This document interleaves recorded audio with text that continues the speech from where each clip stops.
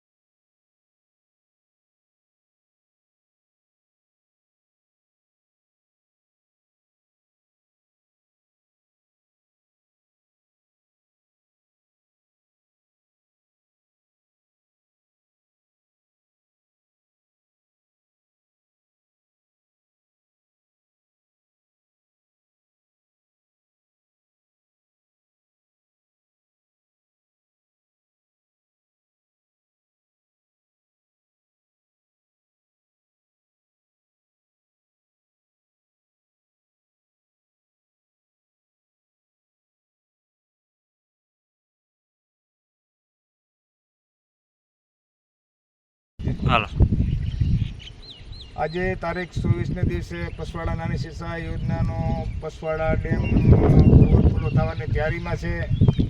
છેલ્લા 8-10 દિવસથી એક ધારો વરસાદ વરસી રહ્યો છે। જંગલની અંદર વરસાદ હોવાને કારણે ડેમની અંદર પૂરતું પાણી આવ્યું છે અને પાણીને કારણે ડેમ ભરાય અને ઓવરફ્લો થવાની તૈયારીમાં છે।